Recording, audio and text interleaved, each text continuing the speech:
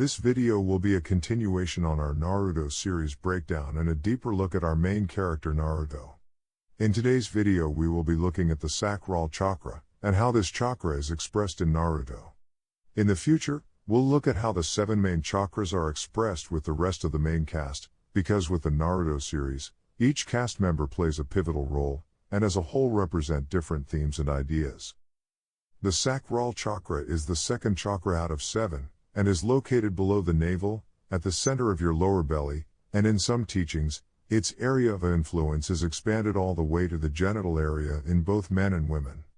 This chakra is associated with the emotional body, sensuality, and creativity. This deals with the realm of emotions and in turn relationships, and the ability to relate with one another. To refer back to our previous video dealing with the Root Chakra. The Root Chakra is a step below the Sacral Chakra, sitting at the base of the spine, and is often the starting point within our chakra system.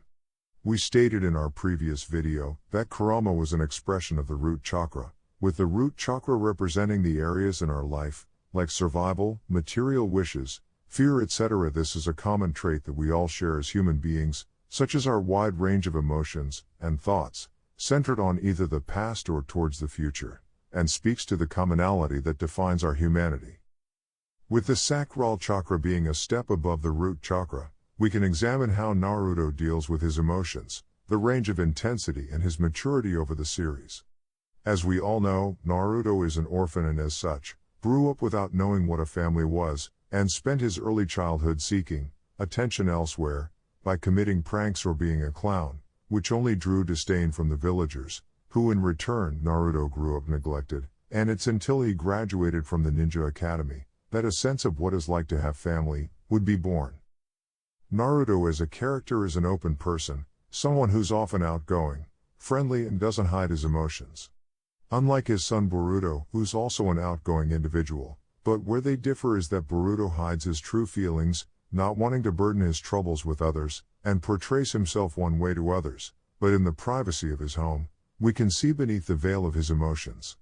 In contrast, we can see and feel Naruto's wide range of emotions, from his declaration of wanting to be a Hokage, to his definition of what it means to be a ninja, the frustrations of not measuring up to his rivals, wanting to reunite his team, that he grew to love, and deeply care for, the everyday ups and downs of being a teenager, to eventually getting married, and fulfilling his lifelong dream of being Hokage.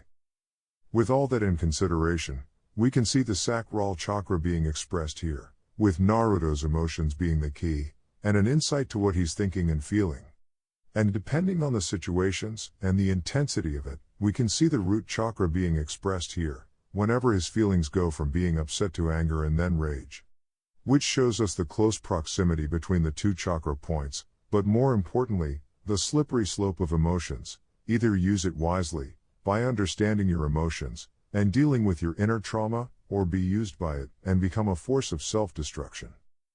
But by balancing the Root Chakra and moving on to the Sacral Chakra, as Naruto matures, he isn't haunted nor does he seek attention and validation outside himself, but during the battle between Pain, and the unexpected meeting between Naruto's father Minato, a symbolic representation of the Crown Chakra, and the explosion of intense emotions Naruto was going through, we see the calming influence his father brought, and how Naruto didn't succumb to his raw emotions of anger and rage, and become that force of self-destruction mentioned earlier, but with the influence of his father, masters his root and sacral chakra, and goes on to face pain.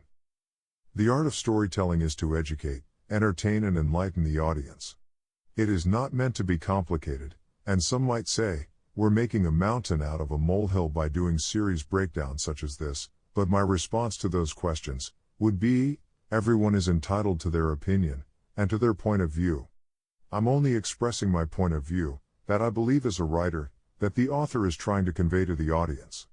I believe with these series, we will gain an insight into these wonderful characters, and we can further explore various themes that each character represents, and the lesson being taught. Thank you for dropping by, and hopefully in the near future I can cover more similar topics around these wonderful stories.